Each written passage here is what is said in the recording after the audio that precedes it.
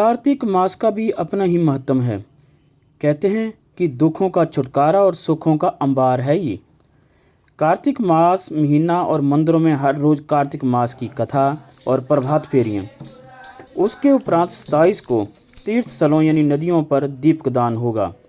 पंचकूला में तो घग्गर नदी ही अपने आप में आसपास के क्षेत्र वालों के लिए किसी तीर्थ से कम नहीं। यहाँ पर जाकर लोग दीपकदान करेंगे। तो आओ आपको ले चलते हैं प्राचीन शिव मंदिर सेक्टर 11 में, जहां मंदिर पुजारी मनोज चमोली द्वारा हर रोज कथा और उसके उपरांत निकाली जाती है प्रभात फेरी। तो देखते हैं कुछ झलकियां विक्रांत के कैमरे की नज़र से।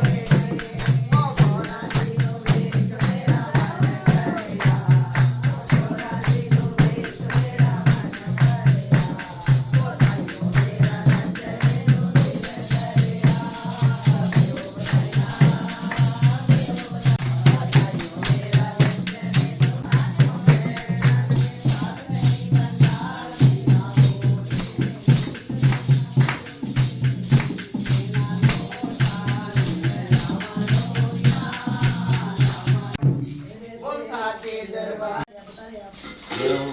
राधे।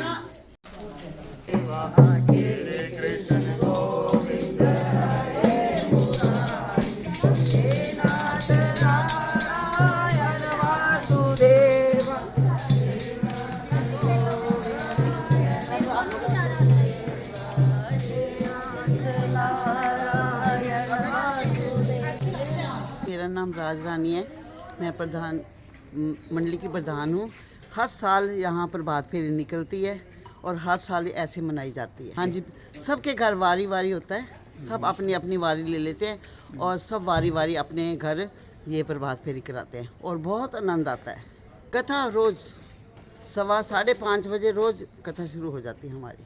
1 महीना पूर्णमासी से पूर्णमासी तक तारने जाएंगे घर पे हर एक साल की तरह इस बार भी आप हर साल जाते हैं। हम सारी संगत को लेके मैं हर साल जाती हूँ। कथा प्रारंभ होती है। राजा पृथु कहने लगे, हे नारद जी,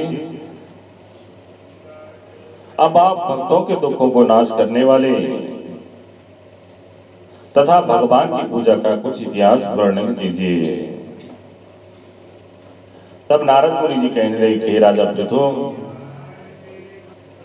मैं तुमसे एक पुरातन इतिहास कहता हूं।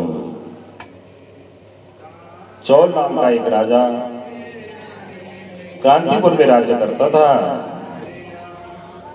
उसी के नाम से चौल देश का नाम पड़ा। उसने बड़े बड़े यज्ञ किए।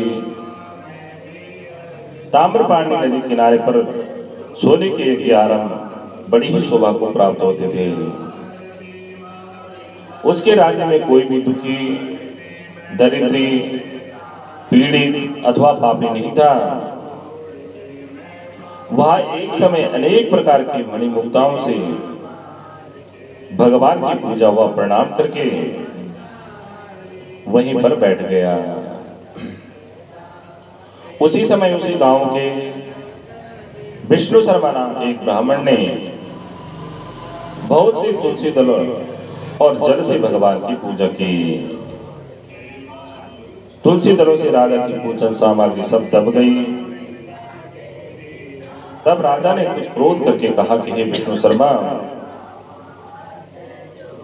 तुमको पूजन का कुछ भी ज्ञान नहीं है। तुमने मेरी मणिमुक्ता और सुवर्ण की पूजा की शोभा को तुलसी दल से ढककर समाप्त कर दिया है। ऐसे वचन सुनकर वह ब्राह्मण कहने लगा कि हे राजन, तुम अभिमान युक्त हो, इसीलिए भगवान की पूजा को तुम नहीं जानते। ब्राह्मण के ऐसे वचन सुनकर राजा बड़े ही गर्व से कहने लगा कि हे ब्राह्मण, तुम स्वयं तो दरिद्र हो और भगवान की पूजा क्या कर सकते हो? क्या तुमने भगवान का कोई स्थान बनवाया है, कोई यज्ञ आदि किए हैं? मैं सबके सामने यह कहता हूं, देखिए कि भगवान की भक्ति करके तुम पहले वैकुंठ जाते हो या मैं पहले वैकुंठ जाता हूं। ऐसा कहकर राजा ने गुंगल ऋषि को अपना आचार्य बनाकर बड़े बड़े यज्ञ करने लग गया और ब्राह्मणों को बहुत सा अन्न और स्वर्ण आदि दक्षिणा देने लगा। वह ब्राह्मण भी वहीं पर रहने लगा और भगवान विष्णु जी को प्रसन्न करने के लिए उसने 5 नियम लिए। माघ और कार्तिक का व्रत, तुलसी वन का पालन, एकादशी का व्रत और ओम नमो भगवते वासुदेवाय इस मंत्र का जाप। और दिन रात वह भगवान का कीर्तन करने लगा। चलते, भोजन करते, सोते, उठते, बैठते सदैव वह भगवान का स्मरण करता रहा और एक समय वह भोजन करता। एक दिन विष्णु शर्मा ने रसोई बनाई तो कोई उसका भोजन उठाकर ले गया। उसने फिर रसोई नहीं बनाई जिससे सायंकाल का पूजन का व्रत उसका भंग न हो जाए। दूसरे दिन जब उसने रसोई बनाई और जिस समय वह भगवान को भोग लगाने लगा तो कोई फिर आकर उसके भोजन को उठा ले गया। इसी प्रकार वहां 7 दिन तक होता रहा। विष्णु शर्मा भूख से अति दुखित हो तब सोचने लगा कि ना मालूम प्रतिदिन कौन हमारा भोजन उठाकर ले जाता है। इस भक्तों के आश्रम को छोड़कर जाना भी ठीक नहीं है, और यदि दूसरी बार भोजन बनाऊं तो सायंकाल का नियम छूट जाता है। तब कैसे भोग लगावे और कैसे भोजन करें। अच्छा, आज पूरी तरह से ध्यान रखूंगा, ऐसा विचार कर वह एक जगह छिप कर बैठ गया। थोड़ी देर में वह क्या देखता है कि एक चांडाल, दुर्बल, दीन मुख, जिसके शरीर पर केवल हड्डी और मांस ही थे, वह उसका भोजन उठाकर चलने लगा। ऐसे दुखी को देखकर विष्णु शर्मा के मन में अति दया उत्पन्न हुई और वह कहने लगा कि भैया, रूखा भोजन क्यों ले जाते हो? मेरे पास थोड़ा सा घी है, वह भी ले जाओ।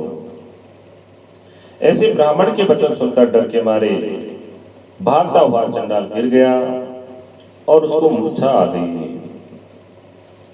ब्राह्मण मूर्छित चंडाल को देखकर जल्दी वहां पर जाकर कपड़े से उसे हवा करने लग जाता है और मन में अति दुखी हुआ।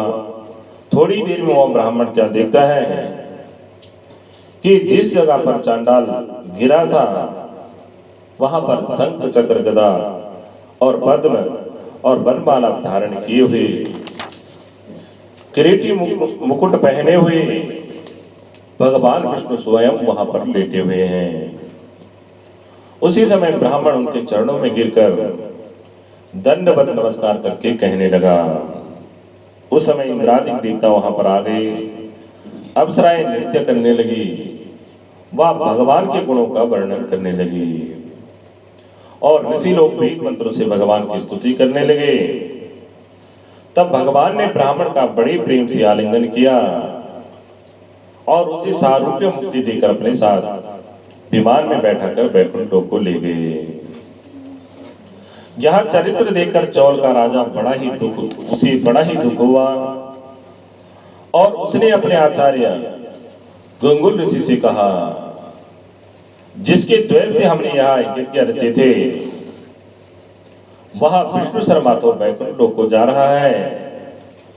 हमारी राधे राधे जी, मैं पंडित मनोज चमोली, प्राचीन शिव मंदिर सेक्टर 11 पंचकुला, जिसमें जो है कार्तिक महात्म की जो है कथा चल रही है, जो हमारी 28 तारीख से शुरू हुई है और 27 नवंबर तक चलेगी, गुरु पूर्णिमा तक। और इसमें रोज़ जो है कार्तिक महात्म की कथा होती है, जिसमें बताया गया कि कार्तिक में जो है सभी देवता जो है जल में वास करते हैं। तो गंगा स्नान, किसी भी तीर्थ स्नान में या ना जा सकें तो घर में ही गंगा जी का स्मरण करके जो है सभी भक्तजन जो है पुण्य कमा सकते हैं। और मंदिर में जो है प्रातः 5:30 बजे से कथा होती है 6:30 बजे तक। उसके बाद प्रभात फेरियाँ वगैरह निकाली जाती है सभी संगत के साथ। और कार्तिक पूर्णिमा को जो है दीपदान किया जाएगा, जो कि हम यहाँ पर गंगा जी में तो नहीं जा पाते हैं, लेकिन घग्गर जो नदी है उसमें जो है ले जाते हैं दीपों को प्रभा करने के लिए और सारी संगत के साथ जाते हैं। संदेश तो यही देना चाहेंगे कि सभी लोग जो है धर्म कर्म के कार्य जो है करते रहें और अपने श्री सनातन धर्म का जो है प्रचार प्रसार करें।